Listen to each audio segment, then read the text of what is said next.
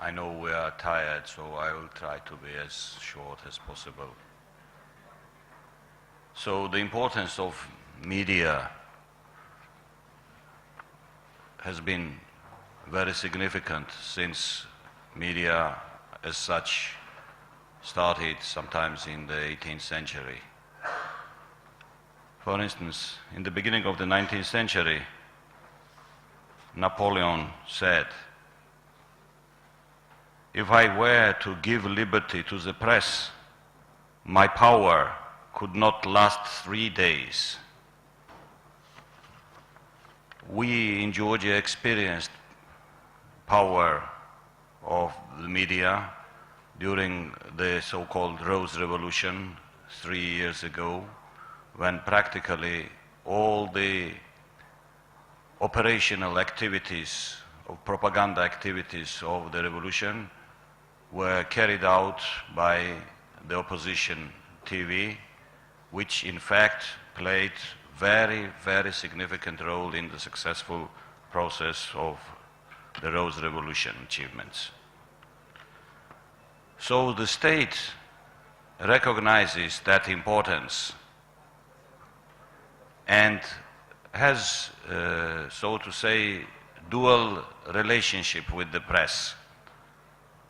First, it kind of flirts with press, and any kind of dictatorial regime claims that its press, its media is free.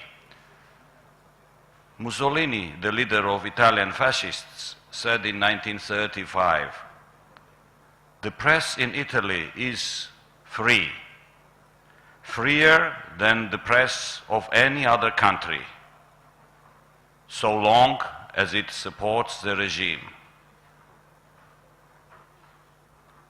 So, this is one way to flirt with the press, to give it some advantages, but until it supports the regime. Otherwise, things are different.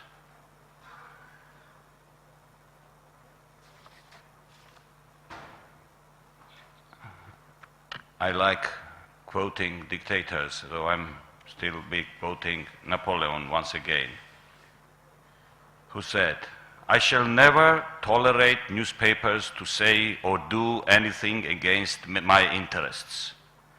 They may publish a few little articles with just a little poison in them, but one fine morning somebody would shut their mouths." This was said about 200 years ago. Now, what is the situation in my country? The leaders of Georgia claim they want to build a democratic country, and I want to believe that they are honest in that. So the methods with which they try to deal with media are very much sophisticated, and what I have heard here from our colleagues, either in Turkey or in Azerbaijan, we don't have cases like that.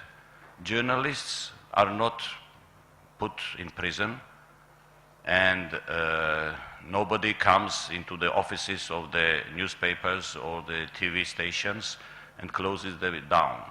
But the methods of subordinating of media are much more sophisticated, and I don't know whether what is better, to make in a brutal, direct, straightforward way and therefore expose yourself to the world community, or to make it in a very sophisticated way so that the rest of the world community will not be that critical towards you. They don't come to the offices of the papers or TV stations, they come to the advertisers. And they tell them and they advise them not to advertise. They come to the owner of the media outlet and they advise him to stop this journalist from writing and dismiss him, discharge him, and therefore create the situation when the owner or advertiser is forced to do what he is advised.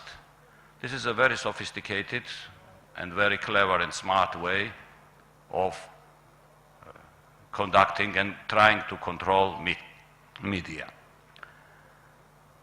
I came from academic past, and I'm a philologist by my education, and so I always try to think of like metaphors. So I think that media is like internet, which is helping people, helping population to exchange ideas, to communicate, to receive information. And governments are like viruses, hackers who create those viruses, bombard the internet, but internet is lasting and doing its positive duties, whereas viruses and governments disappear, change, and let us hope that this tendency will last. Thank you.